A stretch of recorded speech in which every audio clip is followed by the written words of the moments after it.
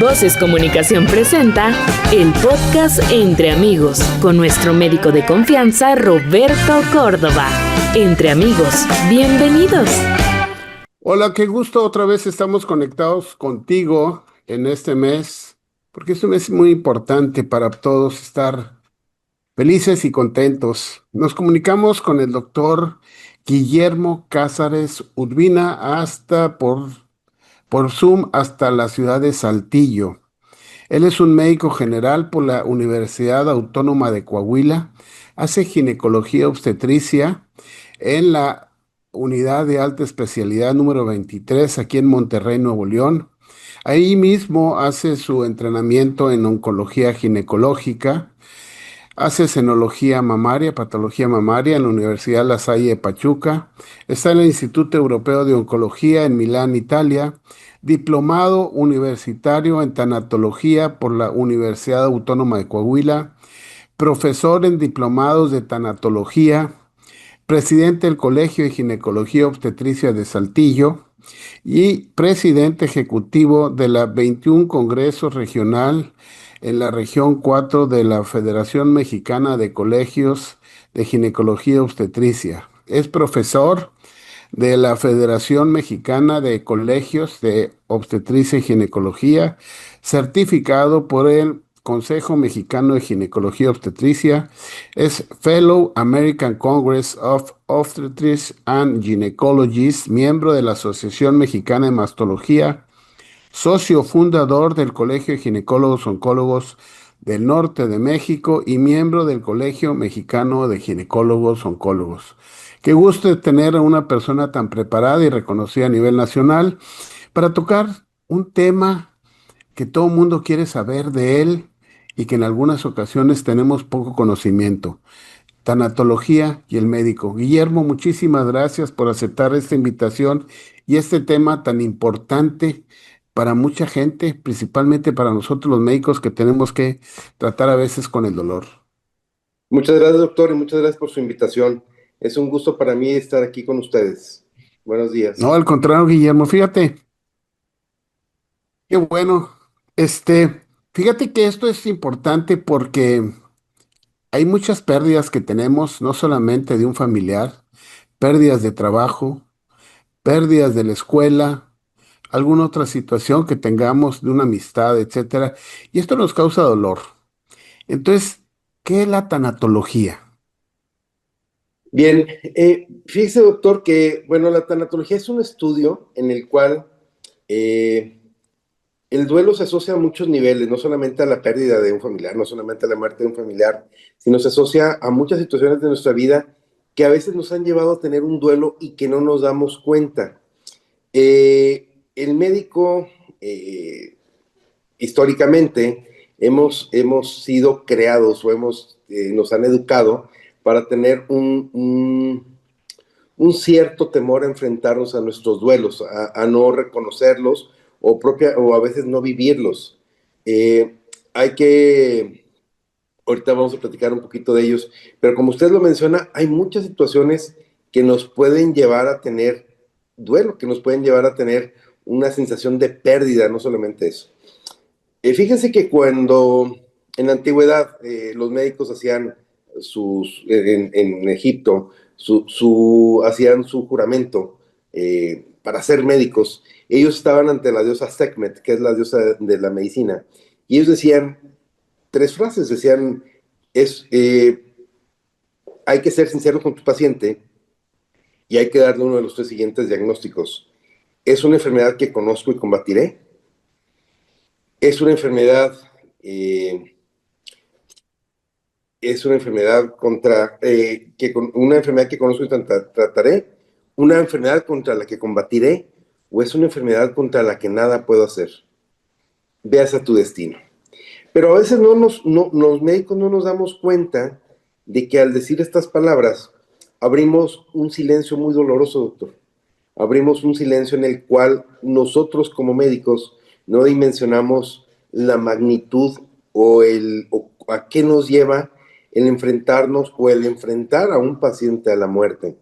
Y a veces son silencios que pueden ser muy dolorosos. Hay que recordar que, bueno, México tiene una de las primeras tasas de mortalidad por cáncer. Y como usted dice, no solamente, a veces dicen, bueno, tanatología es el duelo por la muerte, ¿no? La tanatología de muchos aspectos, desde la pérdida de la salud provoca un duelo, la pérdida de un familiar provoca un duelo, el cambiarse de lugar de residencia, el que los hijos se van a estudiar fuera, provocan duelos que a veces no estamos preparados como personas para afrontarlo.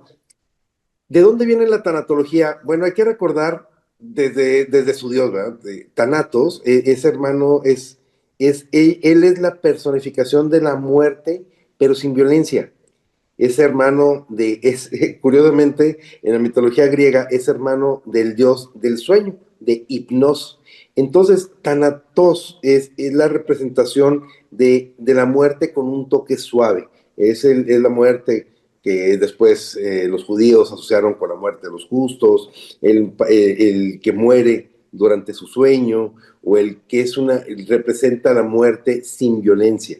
Entonces, por eso empezaron a ver esto. Hay que ver que la tanatología va a estudiar el fenómeno de la muerte o de la pérdida, pero hay que ver a la persona como un ser que es un ser biológico, es un ser psicológico, es un ser social, pero tiene un ser espiritual.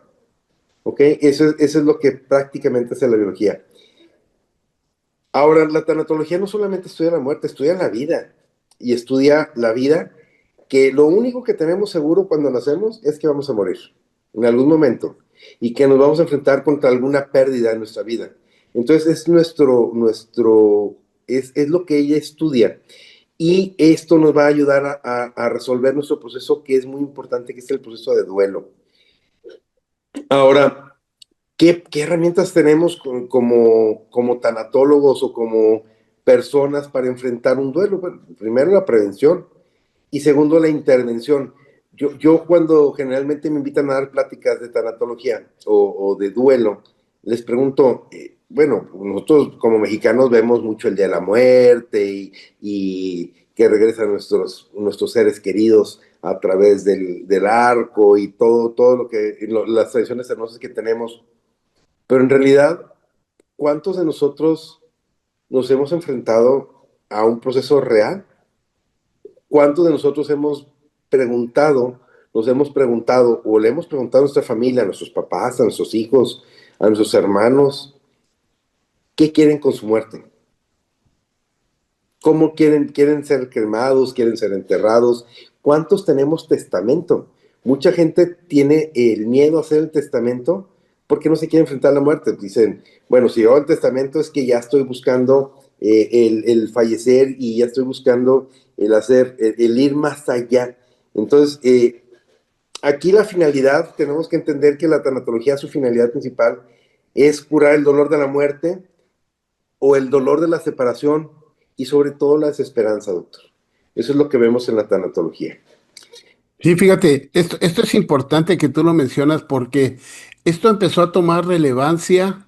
Bueno, en 1901 se menciona que es acuñado este término allá por un ruso, pero empieza a tener más proceso de enfrentamiento hacia el enfermo terminal, hacia la muerte, allá por los años 60, 70, con Elizabeth Kubler-Ross. Sí. Elizabeth Kubler-Ross es una mujer excepcional, una mujer, una alemana, que empieza a ver cuáles son los procesos de duelo que empiezan a provocar, porque empezaba a ver que los procesos de duelo son muchas veces no resolutivos. Todos los médicos tenemos que leer su libro. El libro se llama La Rueda de la Vida. Es un libro hermoso, es un libro que nos va a platicar mucho y que de pronto es un poquito duro de leer, porque nos va a enfrentar a nuestros propios duelos que muchas veces, doctor, no sabemos que tenemos como médicos. Entonces, sí, yo a todo mundo le recomiendo, es uno de los libros que todo médico tiene que leer en algún momento de su vida, La Rueda de la Vida, es hermoso. Entonces ella ve cómo hay sistemas propios de lo que es la muerte, que tenemos que entender a la muerte como un proceso natural. Pero también tenemos que asumir cualquier tipo de pérdida, y tratar de una forma humana e inteligente a quienes están cercanos a la muerte o a los familiares que están cercanos a la muerte o a una pérdida. Ahí tenemos una dinámica que es la dinámica de la pena, que es algo eh, que es muy propio de la tanatología y que nos lleva a enfrentar a la familia y al enfermo con el proceso de la pena, y que hay que tener siempre un principio de autonomía, ¿verdad? Y dignificar siempre a la muerte, ¿ok? Entonces ella ve que en todo duelo, toda pérdida que nos puede ser desde la enfermedad, desde la pérdida de un familiar cercano o de un familiar, ahorita tenemos muchos procesos de duelo que a veces con tanta imágenes o tantas cosas que nos dan, han provocado duelo visual.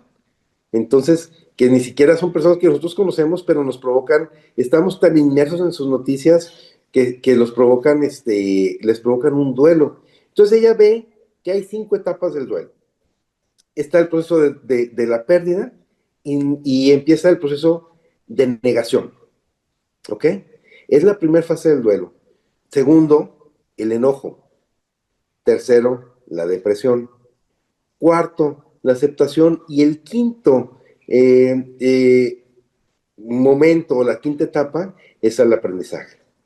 Sin embargo, cuando doy esta plática les digo que pues así es bien padre, ¿verdad? Es bien bonito, porque todos sí podemos identificar las fases del duelo y que dijéramos, ay, bueno, es que nosotros tenemos el duelo y ya está en crisis y luego ya está en negación. No, yo les digo que es como la carretera esa tan hermosa que va a Tepoztlán de la Ciudad de México, que se llama La Pera, que es una muy curviada y que de pronto está en negación y se puede regresar al enojo o se puede regresar a la depresión, y que vemos duelos que tienen 10 años y que nos siguen causando enojo o nos siguen causando negación o nos siguen, nosotros lo vemos como médicos, los diagnósticos, digo, yo parte de que hice tanatología fue porque el enfrentarme como oncólogo a algunos Exactamente, diagnósticos, sí. ahorita lo vamos a platicar, que es un duelo muy especial que tenemos los médicos y que a veces a veces los médicos no lo sabemos identificar y nos lleva a unos duelos es un duelo muy, muy especial, que es muy, muy característico del duelo, y que hay que recordar que, bueno, entre los médicos es muy alta el índice de alcoholismo, de fracasos como pareja, de alcoholismo, de suicidios, de Drogadicción con medicamentos que drogadicción, se tienen a la mano, muchas y es, veces en y- esos y- casos, ¿no? y es a veces porque no pueden identificar el duelo que ellos están manejando, ¿verdad? Son pacientes, o muchas personas, por ejemplo, en el caso de los residentes, o muchos duelos que nosotros que nosotros tenemos que no nos damos cuenta, porque no nos enseñan a identificarlos.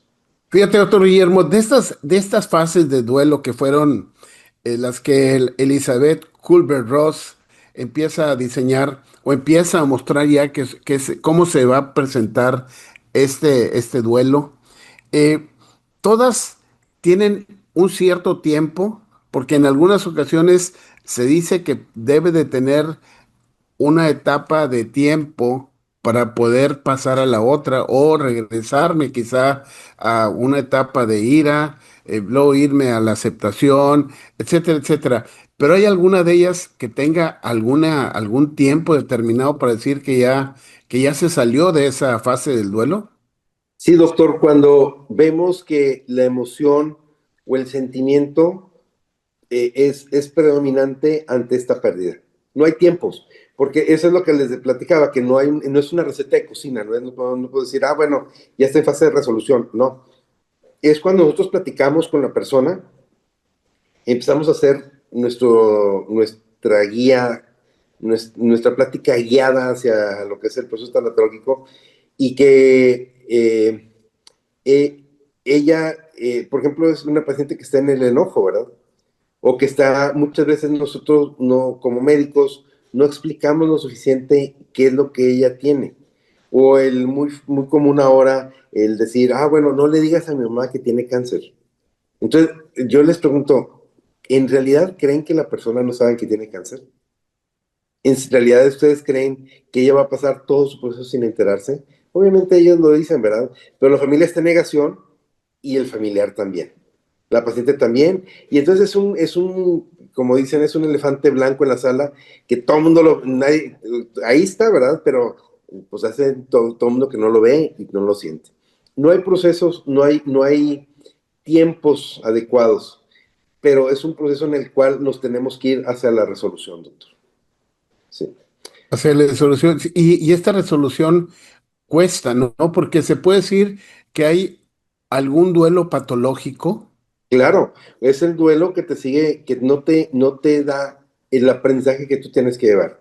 Acuérdense que el duelo es siempre toda convivencia con un paciente lo tenemos que hacer dentro de las esferas de la bioética. La primera esfera de la bioética grande, tenemos primero que respetar la dignidad del paciente o la dignidad del familiar. Eso es lo primero que tenemos que ver. El segundo es el gran principio de la beneficencia. Todas nuestras acciones, todo nuestro aprendizaje y toda nuestra guía tiene que ser algo benéfico para ellos. Tercero, tiene que ser justo.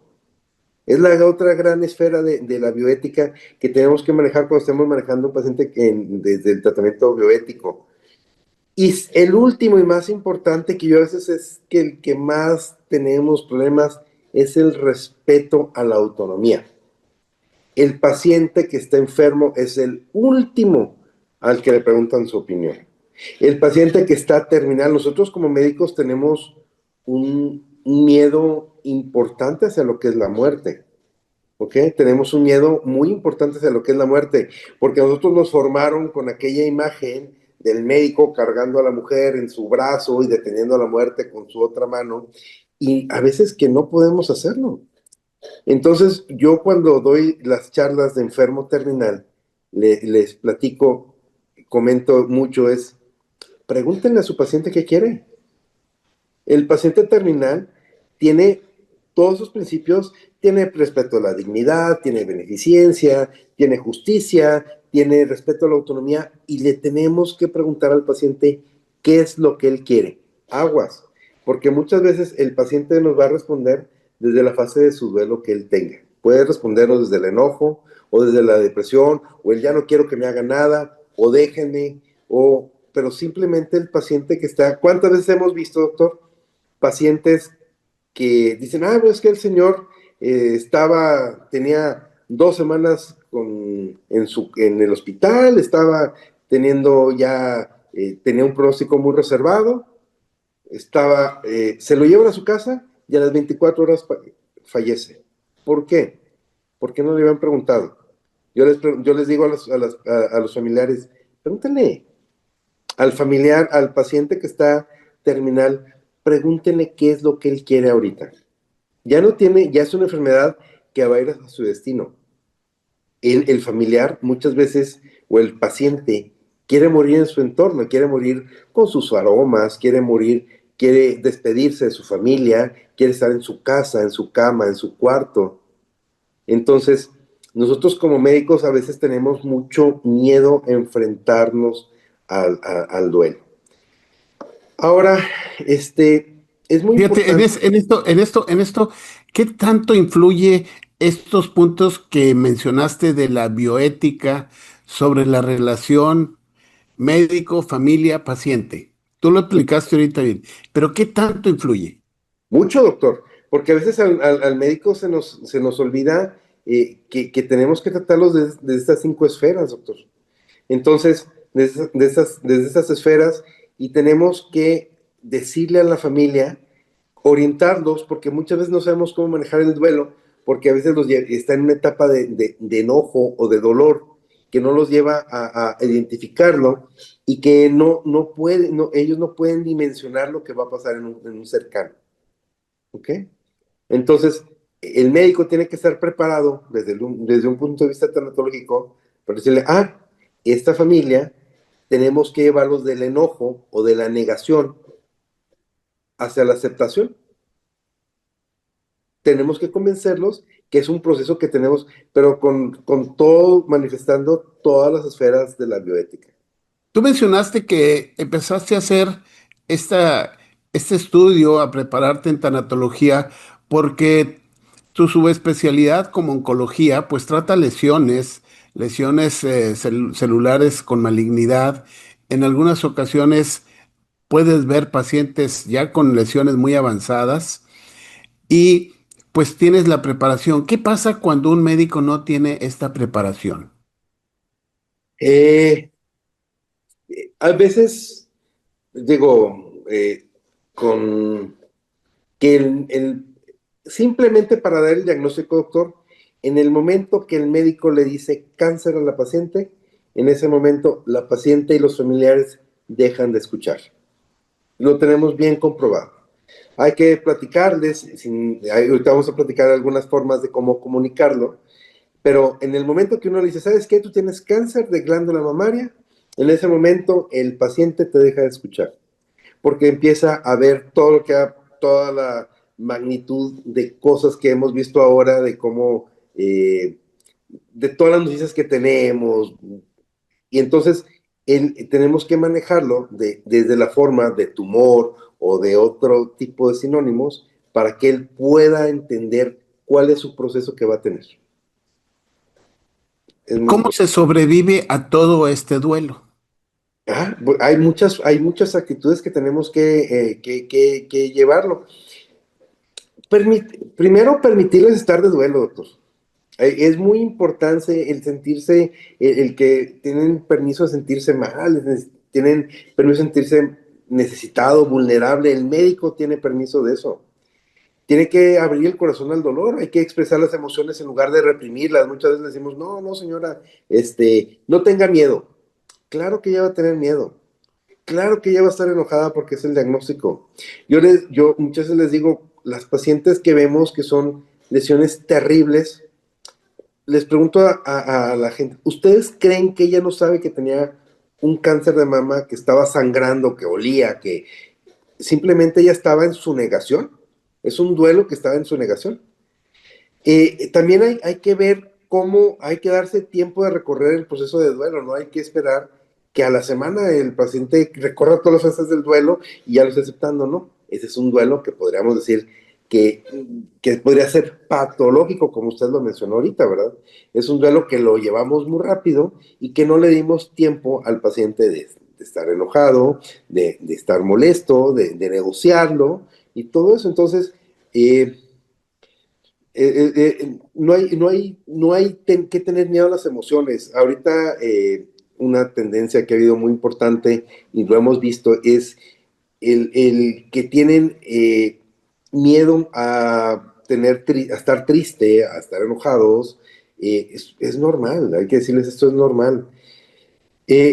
Algo muy importante en la familia y que es parte de la tanatología es que para dar una atención o para hacer un acompañamiento, que es como se llama en tanatología, el estar cerca de un paciente que tiene duelo, no es consulta, ¿eh? Yo le digo, nosotros no damos consulta, es un acompañamiento. Entonces, para hacer un acompañamiento tienes que decir, bueno, ¿quieres hacer el acompañamiento a tu familiar? Cuídate tú, chécate tú, cuida tu salud emocional y psicológica, ¿no? Hay que agradecer, yo les digo, siempre hay que agradecer las cosas pequeñas que siguen existiendo en nuestra vida. No hay que tener miedo de pedir ayuda, doctor. Hay que también aceptar lo irreversible de lo que es la pérdida y hay que definir todos cuál es el significado con respecto de la muerte.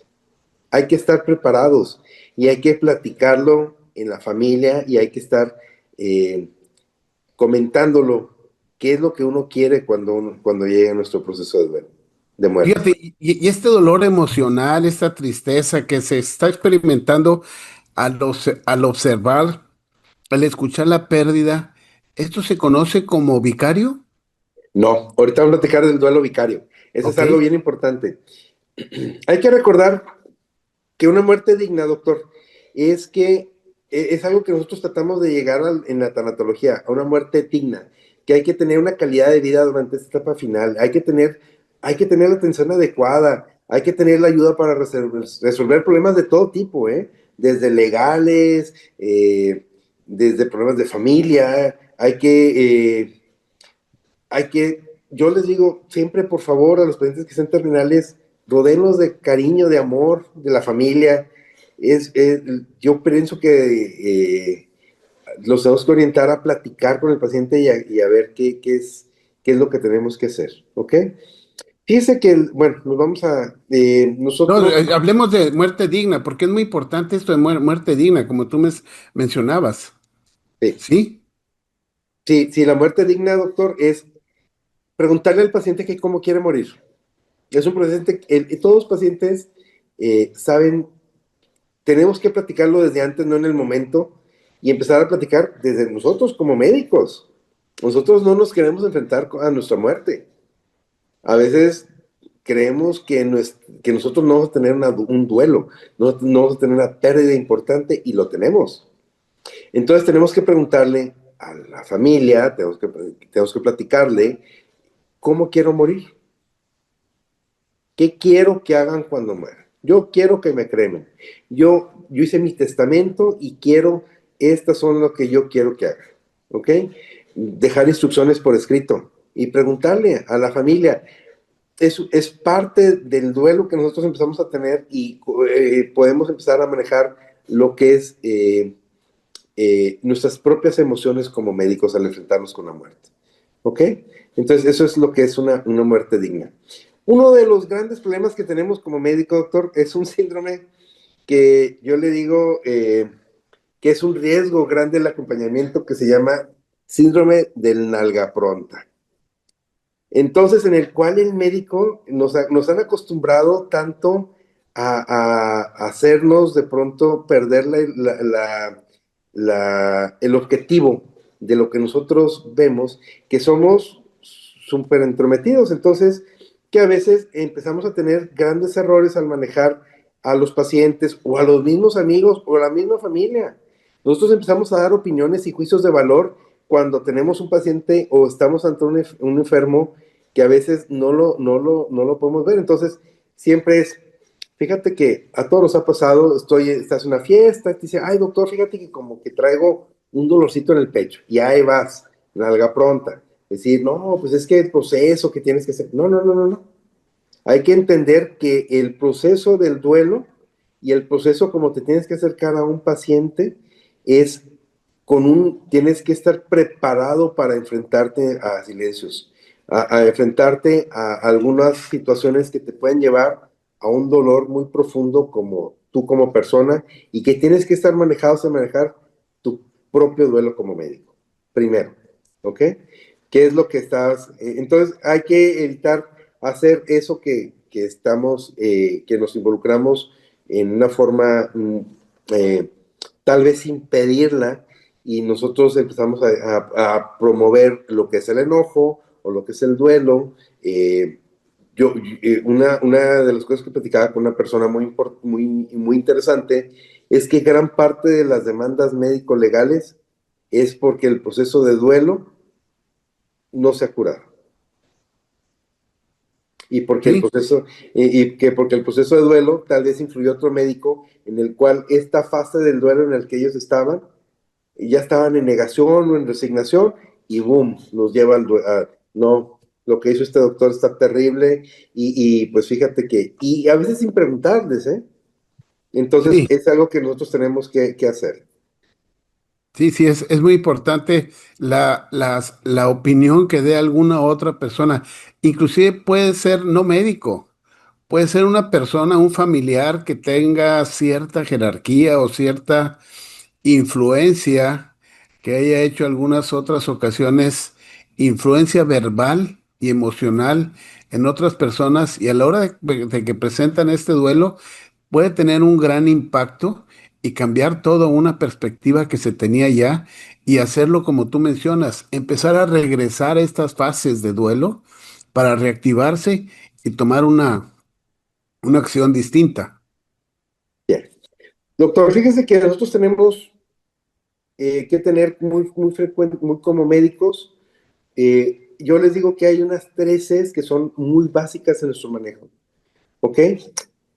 La primera C, si puedes curar, cura. Si no puedes curar, calma. y si no puedes calmar, consuela. Esas son las tres Cs que nuestro actuar como médicos tenemos que tenerlos bien presentes. Si puedes curar, cura. Si no puedes curar, calma. Si no puedes calmar, consuela. ¿Ok? Muy claras. Sí. El duelo vicario se refiere, doctor, al duelo que tenemos como médicos al momento de dar un diagnóstico y que no lo podemos resolver. Hay veces que nosotros empezamos a ver que los duelos o los diagnósticos de los pacientes los empezamos a hacer propios. Y hay que hacer esa distinción entre lo que es el actuar médico y lo que hacemos como médicos. ¿Ok? El duelo vicario es el duelo del médico que no resuelve. El médico que está enojado o que está en negación ante un probable diagnóstico y o que es un diagnóstico que es muy difícil en manejar y que nosotros como médicos tenemos miedo en pedir ayuda. Tenemos miedo de ir al psicólogo porque, vas al psicólogo, estás loquito. Es algo que nos inculcaron. No nos inculcaron en la escuela que todo médico, como nos enfrentamos con procesos de salud y enfermedad, tenemos que tener una consulta psicológica de apoyo. Y muchos médicos que podemos identificar que ellos viven en una fase del duelo. A veces no pueden separar, o hay diagnósticos que son tan difíciles que no se pueden, o situaciones que no se pueden resolver tan fácil, que los médicos tenemos miedo de pedir ayuda. ¿Cuál es esta fase de la resolución del duelo vicario? Primero, no tener miedo de pedir ayuda. Es decir, yo voy a ir a que me ayuden porque yo siento que tengo ansiedad o que estoy deprimido o que estoy enojado por los diagnósticos que hago. Entonces, eso es algo que nosotros tenemos que ver en nuestra práctica diaria, doctor. Y nosotros tenemos que, ya tenemos que dejar de un poquito de lado el médico aquel que estaba con la mujer en su brazo y con la otra mano deteniendo la muerte. No, hay que recordar que nosotros somos personas que tenemos pérdidas y duelos y tenemos que reconocerlos y tenemos que pedir ayuda. Acuérdense que la primera fase de la resolución tanatológica es pedir ayuda. Sí, muy importante tener a alguien que esté a la mano. Y esto a la mano debe ir una persona que se llama acompañamiento, Así es. ¿verdad? Bueno, ¿cuáles serían los ejemplos de un acompañamiento? Y ese ejemplo de acompañamiento puede tener riesgos. Claro, porque el acompañamiento, si tú lo haces de una forma no preparada, te vas a meter. Te vas a ir con la familia y te vas a ir al enojo y te vas a ir Entonces, lo que tú tienes que hacer cuando tienes un acompañamiento ¿qué debe ser? Tienes que aceptar el diagnóstico, no juzgar. Es muy importante que el médico cuando está haciendo un acompañamiento no juzga. No pierdes la capacidad, es escucha. No juzgas, es una escucha atenta.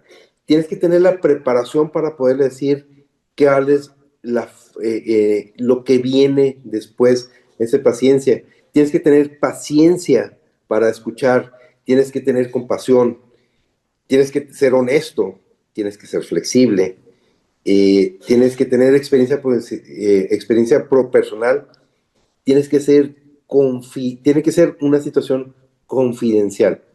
No lo platiques. El acompañamiento, cuando ya estás acompañando a un paciente, lo que te platica es algo confidencial que tú no vas a platicar. Muchos me dicen, ¿y la empatía, doctor?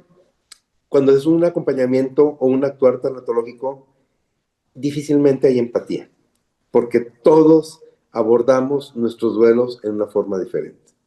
La empatía es ponerse los zapatos del otro y a veces el duelo no te lo permite. El duelo no te permite ponerte a decir, bueno, yo actuaría de esta forma. No. O ponerte en el dolor, porque el dolor te va a llevar a enfrentarte a algo que tú como médico no estás preparado en hacer. ¿El acompañamiento lo puede hacer alguna otra persona que no sea médico? Claro, los psicólogos están muy bien preparados para hacer acompañamientos, la familia, si tú le das estas herramientas, puede ser el acompañamiento, los sacerdotes o algún ministro religioso, sin juzgar. Yo lo que le digo es, cualquiera puede hacerlo si cumple con estos requisitos. No juzgues, sé confidente, sé paciente, escucha, no des juicios de valor, porque lo que quiere el paciente, lo que quiere el familiar o el paciente es que lo escuches. Es una escucha atenta. El escuchar es un don que mucha gente tiene y hay gente que no tiene ese don de escuchar.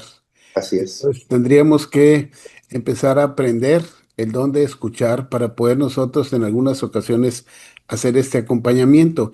Y este acompañamiento, ¿cuándo tiene riesgos? Cuando te involucras de más, cuando sabes que empiezas a notar que el duelo se empieza a hacer tuyo, lo empieza a hacer tuyo el duelo. Entonces cuando te tienes que dar un paso atrás y decir, este duelo no es mío, es del paciente o desde la familia, y tienes que empezar a hacer la resolución de ese duelo tú. Fíjate, qué bien. Ahora, y tú me explicabas la balsa de las medusas. ¿Es una Fíjese que pintura? es una pintura monumental que está en el Museo del Louvre, que es una cosa fantástica, que yo a todos los médicos digo que deberíamos también, así como deberíamos de leer a Elizabeth Kubler-Ross, deberíamos de verla. Así le pones la base de las medusas, es una pintura monumental de Géricault, y que nos demuestra, la medusa fue un barco que encalló en las costas del África en cerca de los 1800, y que anduvieron en una balsita, le hicieron un pedacito de madera y anduvieron un mes. Entonces, cuando lo hace Jericho, se lo encuentran, ellos ven y ven cómo está las fases del duelo. Desde los que van en la parte posterior de la balsa, que están totalmente enojados, hay unos que están enojados, hay unos que están deprimidos, otro que lo está negando, otros que ya están completamente entregados a lo que es el duelo, que es un duelo que podemos decir que no está resuelto, hasta los que están en la parte de enfrente, que es los que están aceptando, y el último, que tiene una bandera en la mano, en una bandera roja, que esa es la esperanza. Por más, es lo único que no le podemos quitar a los pacientes, la esperanza de un buen morir. Entonces, es muy importante porque este señor que tenía la bandera, que significa la esperanza, a lontananza, muy lejos se ve un barquito muy pequeño, que curiosamente es el barco que al final lo rescató. Después de casi 2 meses de andar ahí navegando en esa balsita, lo rescataron y hubo sobrevivientes de este buque. Entonces, es lo que no hay que quitar a los pacientes. Nuestro actuar tanatológico es provocarles la esperanza para que ellos acepten el duelo en el que están. Fíjate qué importante. Cuando mencionaste esto de la balsa y las medusas, es cierto, en esa obra se ven las fases del duelo, de la tanatología, todas las fases donde debemos de ir pasando poco a poco, donde tenemos que aceptar, tanto como pacientes, como familiares, como médicos, de esta situación tan importante que hay y ahora pues tenemos que enfrentarlo. Y actualmente hay una parte importante de la medicina que se llama cuidados paliativos. ¿Qué Claro, tanto influye en esto? mucho, porque estamos hablando del bien morir, doctor. Acuérdese que el buen morir, acuérdese que la tanatología lo que ve es el toque de hipnosis. Entonces, lo que hace la medicina paliativa es darle al paciente terminal la oportunidad de tener una muerte digna, sin dolor, en un ambiente cuidado, en un ambiente que él se sienta bien con todo lo que está pasando ahí. Es muy, muy importante el nuevo actuar de los cuidados paliativos. Entonces, yo sé que los cuidados paliativos son una parte importante. Hay médicos que se dedican a los cuidados paliativos. Yo tengo un compañero mío de mi generación, que se dedicó mucho tiempo y todavía sigue haciendo cuidados paliativos y promociona los cuidados paliativos para ir a acompañar a esa persona que trae una enfermedad, ir a su casa, platicar con ellos, ofrecerles el beneficio, platicar con los familiares. Si, vamos a decir, acabamos de pasar el Día de Muertos, que es muy importante, donde en el altar le ponen que el café, que lo que él le gustaba, etcétera. Entonces, estos cuidados paliativos hacen esa situación de acompañar a la persona que trae un problema importante de su enfermedad y hacerle ver que se le va a brindar todos esos apoyos, esos gustos que tenía para acompañarlo en estas últimas fases, ¿no? Así es, y es algo que yo digo mucho, y yo les pido mucho a los médicos que no le tengamos miedo a la muerte, que no le tengamos miedo a decir, es que él ya se está muriendo. Y generalmente lo relegamos a las últimas camas, no les pasamos, no lo ven, empieza a ser alguien que no lo ven, que no lo escuchan. Platiquen con él, ¿qué quiere? Hay que preguntarle, nosotros como médicos, es una de nuestras fases como de aprendizaje de tanatología, porque obviamente no hay tanatólogos expertos. Todos vivimos duelos diferentes en momentos diferentes. Entonces vemos y abordamos el duelo en una fase diferente, en momentos diferentes de nuestra vida, por más experto que seas. Y inclusive Elizabeth Kubler-Ross en su libro te describe cómo ella pasó, siendo Elizabeth Kubler-Ross, pasó duelos muy difíciles. Entonces, ¿cómo un aprendiz de tanatología o como una persona que se puede llegar tiene que manejar en ese momento? Platica con el paciente terminal, platica con tu familia es de ese momento. Fíjate qué importante. Si uno tuviera algún familiar en cerca con una lesión, con una enfermedad así importante, es ir platicar con él. No solamente el que está enfermo, doctor, el sano. Acuérdense que nosotros vemos la vida, vemos la muerte a través de la vida. Entonces, no solamente esperarte a que te enfermes, sino desde antes empezar a platicar y empezar a hacer los preparativos para ese momento que va a llegar en algún momento de tu vida. Para enfrentarte a la muerte, en algún momento de tu vida te vas a enfrentar. Entonces, desde que ahorita que estás sano, platicarlo. Oye, yo quiero que se haga este proceso cuando llegue mi momento. Entonces, porque nosotros a veces no sabemos, somos, a veces pecamos tanto de pensar que no nos va a pasar a nosotros nunca, que olvidamos que es lo único que tenemos seguro en nuestra vida.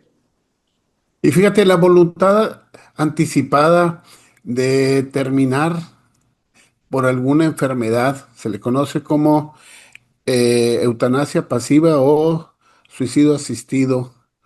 Esto se acepta en otros países. Fíjate, yo estaba viendo una vez una serie donde una pareja, la mujer empieza a tener problemas de Alzheimer. Entonces ella le incita al marido a que la lleve a un país a tener una eutanasia pasiva o un suicidio asistido para que él la recuerde en todas sus etapas muy, muy lábiles, sus etapas felices de la vida. Ella no quería que la vieran ya terminar, ida, sin conocer nada, con asistencia, ¿no? Esto es algo que yo creo que en el futuro se va a empezar a presentar mucho, aunque las leyes no estén este, documentadas todavía o estén aprobadas, en otros países lo hacen, las religiones están en contra de esto. ¿Tú qué piensas? ¿Cómo ves todo esto? Acordemos de las 4 esferas, doctor, que manejamos de la bioética. Sí, es lo importante, la bioética aquí. ¿Hay respeto a la dignidad con la voluntad anticipada, con el suicidio asistido? Si ella dice, yo quiero que me respetes, yo quiero que me veas bien, que me recuerdes bien, ¿hay respeto a la dignidad? Sí. ¿Hay respeto a la autonomía? También. Es justo porque ella lo está pidiendo. Y es benéfico porque le vas a evitar a ella que tenga una muerte o una situación de su vida en la cual no va a estar, eh, ella no quiere estar ahí, no quiere estar enferma, Deteriorarse, es deteriorarse, así es, deteriorar deteriorarse, tu persona se puede y ver. deteriorar el entorno. Sí, aquí inclusive, bueno, por ejemplo, ya por ley ya empezamos a modificar algunas partes de esto. Eh, Hay la otra fase que es lo que se llama encarnecimiento terapéutico. Aquellos pacientes que sabemos que ya no tienen, que ya están más allá de su fase de tratamiento y que los médicos se encarnizan y lo hacen cosas para mantener la vida sin importar qué. Entonces, eso es parte, esa es una labor tanatológica de todos, de la familia, porque a veces al enfermo no le preguntan, oye, ¿tú quisieras estar así? No. Esto que mencionas, yo lo oí de una persona, cuando estás en entrenamiento en un hospital y te llega un accidentado, como médico residente, como médico que estás entrenándote, pues quieres hacer todo por adelante, por salvar la vida, ¿sí? Entonces, pues un muchacho llegó muy accidentado, lo sacan adelante, pero lo sacan en estado vegetal. ¿Él hubiera querido estar así? Sí, Le preguntaron a la familia si querían. el comentario del familiar es, dice, yo felicito a los médicos que hicieron esto, pero esto que dejaron no es calidad de vida para mi hijo. ¿No? Le ¿Mm? preguntaron a la familia cuando lo estaban haciendo las maniobras para atenderlo, que se comportaron como el médico que tiene cargada a la mujer y que está atendiendo a la muerte, cueste lo que cueste. ¿Fue digno? ¿Respetaron su dignidad? ¿Fue benéfico para el paciente? ¿Respetaron su autonomía? ¿Fue justo para el paciente? Si lo vemos desde el punto de vista bioético, pues eso tiene muchas aristas, ¿verdad? ¿Fue bueno? ¿Está el paciente y quedó bien? ¿Y provocaron su sufrimiento, su dolor? Entonces, pues, obviamente ahí empezamos a meternos en terrenos ya diferentes de que como el médico no está preparado para enfrentar su propia muerte. No, ¿verdad? No estamos en algunas ocasiones, y más, menos cuando estamos en entrenamiento, en un hospital, que en una sala de urgencias, donde tratamos de mejorar la vida y no sabemos cómo va a terminar esto, ¿no? Así es, Pues doctor. qué importante este tema que hemos tocado, que lo has tocado. Tu correo, tus puntos, dónde contactarte, Guillermo. Bueno, me pueden buscar así en Facebook o en Instagram, Guillermo Cázares Urbina, doctor Guillermo Cázares Urbina en Facebook también. Mi correo es drcazares.onco@gmail.com o guillermo@drcazares.com. Tengo los dos correos. Perfecto. ¿Algo que quieras comentar a la gente que nos escucha para dar? Sí, acuérdense de dos cosas, ¿verdad? Que hay que ser sinceros con los pacientes y darle uno de los tres siguientes diagnósticos. ¿Es una enfermedad que conozco y combatiré? ¿Es una enfermedad contra la que lucharé? ¿O es una enfermedad contra la que nada puede hacer? Véase tu destino. Y que si puedes curar, cura. Si no puedes curar, calma. Y si no puedes calmar, consuela. Consuela. Y para esto, a veces debemos de tener preparación para poder calmar y para poder consolar. Y que todos debemos de leer La Rueda de la Vida de Elizabeth Kubler-Ross y ver la avance de las medusas. Pues Es algo sí, muy importante. sí, esa de la base de las medusas es importante, ¿no? Fue muy criticada, fue desechada y luego se tomó ya como una obra de arte, y de ahí se basa el poder explicar las fases del duelo de la tanatología. Así Guillermo, es. muchísimas gracias por haber aceptado estar platicando este tema, un tema que pocas veces lo tenemos, que pocas veces lo tocamos, que muchas veces desconocemos de todo esto, pero que es una parte importante en nuestra vida, y es todos los días tener esta situación, tanto como familiares como médicos. Así es, doctor. Muchas gracias por invitarme, fue un gusto estar con ustedes y pues bueno, quedo a sus órdenes con todo gusto. Gracias a todos ustedes que nos han acompañado, les agradezco. Recuerden, estamos en Facebook, en YouTube y en Spotify como Doctor Córdoba Entre Amigos.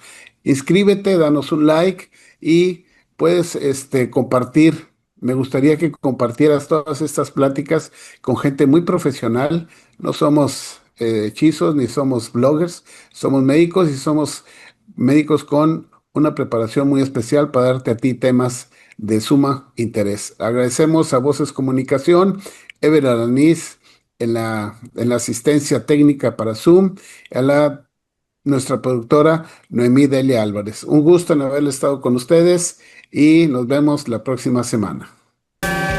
Entre Amigos, acompáñanos en nuestro próximo capítulo y síguenos a través de nuestras redes sociales. Entre Amigos, una producción de Voces Comunicación.